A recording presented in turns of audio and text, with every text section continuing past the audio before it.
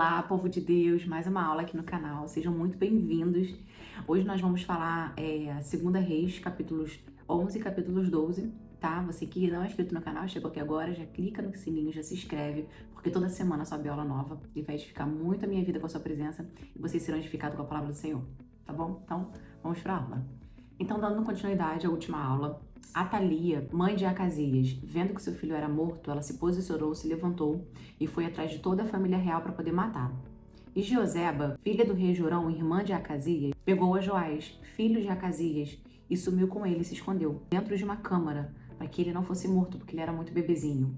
E ele ficou com ela ali na recâmara, escondido, na casa do Senhor durante 6 anos. Enquanto isso, Atalia reinava na terra, fazia tudo que ela tinha vontade de fazer, sendo a rainha naquele momento. E no 7º ano, ela mandou chamar Joiada na recâmara para poder falar com ele junto com seus capitães. Ele chamou e foi. Ele, chegando lá, ela fez um concerto com eles, fazendo uma aliança, um juramento, e mostrou o único rei que realmente estava seguro lá todo esse tempo.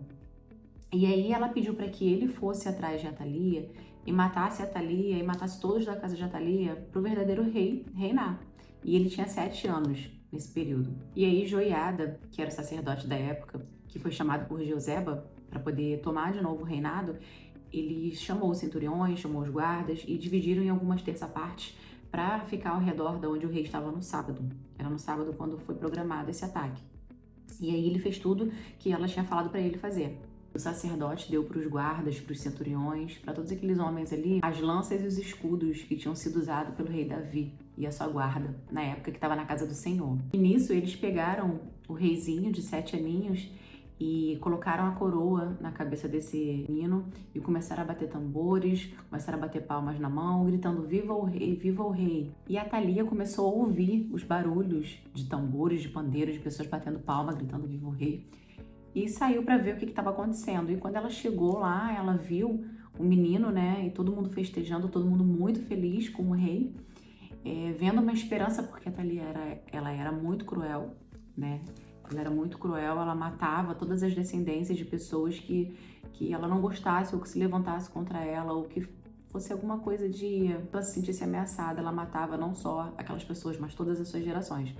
Então ela entrou na câmara e viu o menino com a coroa e começou a rasgar os seus vestidos e gritar: é traição, porque ele foi escondido, né? Então o sacerdote Joiada deu uma instrução para os centuriões ou os guardas matarem ela. Qualquer um deles podiam ir atrás dela e matar em fileira, porque eles não queriam desordem na casa do Senhor, eles não queriam sangue de Atalia dentro da casa do Senhor. Então eles esperaram ela ir lá para fora, gritando igual uma louca, e lá fora eles pegaram e mataram ela. E após a morte dela, Joiada, o sacerdote, fez um concerto com o povo, fez um concerto com o Senhor, uma aliança com o povo, uma aliança com o Senhor, restituiu aquele lugar, né? Porque enquanto Atalia estava ali, tinha Baal para tudo quanto é lado, porque era o deus deles da época, e eles idolatravam outros deuses, eles acendiam incenso para outros deuses. Então ali foi feito um concerto com o Senhor e com o povo sobre aquilo, porque tinha muita gente ali que não estava a favor do que a Atalia fazia. E aí todo o povo, toda a cidade descansou depois da morte de Atalia, porque antes não tinha paz, Deus não deixava ter paz naquele momento. Então depois que Atalia morreu, todo o tempo teve paz e Joás começou a reinar, ele tinha 7 aninhos. E Joiada foi o instrutor dele naquele momento, né? Foi o conselheiro, foi o sacerdote, foi como se fosse um pai para ele ali, instruindo ele que ele tinha que fazer o que ele não tinha que fazer. E Joiada era um sacerdote muito fiel ao Senhor. Então ele realmente cresceu nos mandamentos do Senhor, fazendo tudo que era bom aos olhos do Senhor. E aí, como nesse período que Atalia vivia e reinava, a casa do Senhor foi ficando abandonada, tinham fendas e portas que precisavam ser consertadas. E aí Joás falou para os fiéis que ficavam dentro da igreja que todo o dinheiro que entrasse lá seria para fazer conserto da casa do Senhor. E aí Joás completou 23 anos e não tinha sido reparado ainda as coisas do Senhor, as tendas. E aí Joás falou o seguinte: então agora não vamos mais pegar esse dinheiro que está aqui para fazer voluntariamente o que precisa ser feito, porque voluntariamente não estavam fazendo. Então vamos pegar esse dinheiro aqui, uma parte a gente coloca para consertar as fendas, a outra parte a gente paga as pessoas para fazer isso. E assim foi feito. Mas o povo não gostou muito disso, teve algumas pessoas que não gostaram muito disso. Então, Joás pegou tudo que era santo da casa do Senhor, quando reinava Josafá, Jorão, Acasias, todo o ouro e tesouro que eles consagraram para a casa do Senhor, Joás pegou e levou com ele. E aí alguns servos se levantaram contra ele, conspiraram contra ele e o mataram. E ele tinha da idade de 47 anos. 40 anos ele reinou, tinha 7 aninhos quando ele começou a reinar, e Amazias, seu filho, começou a reinar em seu lugar. E ele foi sepultado na cidade do seu pai Davi. Do seu pai que a gente fala é a geração, né? Não era Davi pai dele, mas era da geração de Davi. Ele foi sepultado lá também junto com a família real de Davi. Então a gente fica por aqui, a aula acabou, senão fica muito longo esse vídeo. No próximo vídeo eu vou falar sobre a morte de Eliseu. E o que a gente tira de aprendizado nessa aula? A gente tira de aprendizado que o Senhor precisa de apenas um dentro da sua casa para salvar toda a sua geração, para salvar toda a sua família. Imagina se a Thalia consegue matar todo mundo, inclusive Joás. Se Joás não fosse escondido pela irmã de Acasias dentro daquela recâmara durante 6 anos. Imagina só, não teria mais a continuidade agora das próximas histórias que eu vou contar para vocês sobre a geração dele, que foi resgatado e salvo por ela. Então, gente, Deus precisa de apenas uma pessoa dentro da sua casa para salvar toda a sua geração, salvar toda a sua família. Um disposto, um. A família inteira pode, por exemplo, não ser cristão. A família toda não é cristã. Aí uma pessoa começou a ir para a casa do Senhor, uma pessoa começou a buscar a verdade, começou a buscar a vida, começou a mergulhar na palavra. Através daquela pessoa, toda a família será salva. Quantas milhares e milhares e milhares de pessoas foram salvas porque um decidiu fazer diferente. Um decidiu não ser igual aos pais, iguais aos avós. Sabe, alguém precisa quebrar essa corrente. Alguém precisa quebrar essas heranças, sabe, geracionais, que fazem vocês avançarem, que não faz andar no caminho do Senhor, sabe? As pessoas pensam que, porque viver nos caminhos de Deus é ruim, porque é muita lei. Eu já ouvi isso. É muita burocracia para servir ao Senhor, é muita lei. Gente, é muito amor em cima disso, é muito amor envolvido, porque existem leis nesse mundo, no mundo espiritual, que quando você mergulha, você aprende sobre que o que Deus faz na nossa vida é nos proteger para que aquelas maldições não venham sobrecair sobre a nossa vida. Deus é tão fiel às suas leis que até no mundo maligno ele precisa obedecer às suas leis porque foi ele que fez as suas leis.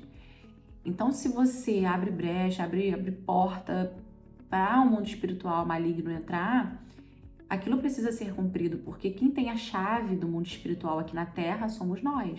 Porque a chave do mundo espiritual aqui para nossa vida, quem tem é a gente. É a gente que abre porta, é a gente que fecha a porta no mundo espiritual. Então, para Jesus entrar na sua vida, ele precisa que você queira.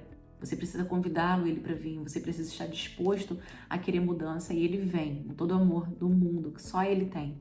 Agora, Satanás não.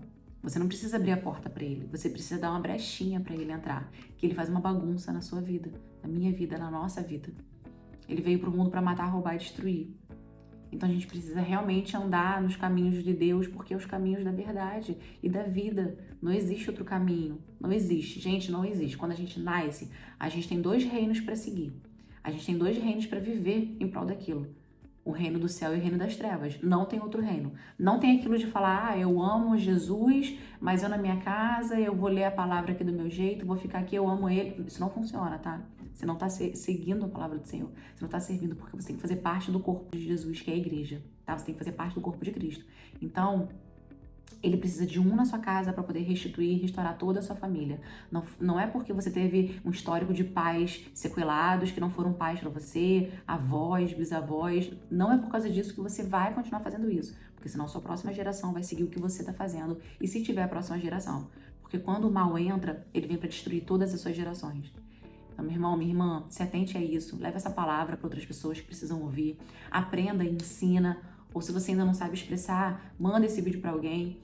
Mas não deixa que a palavra do Senhor não entre na vida de todo mundo. A gente precisa que todo mundo conheça a verdade.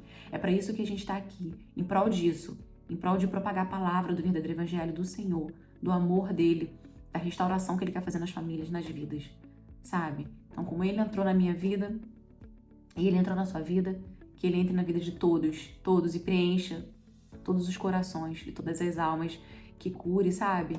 Então essa é a palavra de hoje, que a gente possa ser uma luz no fim do túnel na vida de outras pessoas, que a gente possa verdadeiramente ser o sal da terra, a luz desse mundo, na vida da nossa família, na vida das pessoas, na vida de todos que estiver ao nosso redor, tá bom? Então, que Deus abençoe muito a sua semana, graça e favor do Senhor na sua casa, na sua vida, que você possa todos os dias fazer o devocional com amor, com sede e fome da palavra de Deus, e que você dê aquilo que você recebeu de graça. Propague o Evangelho, fale do amor do Senhor, que voltará tudo em dobro para você, tá bom? Um beijo grande, até a próxima aula.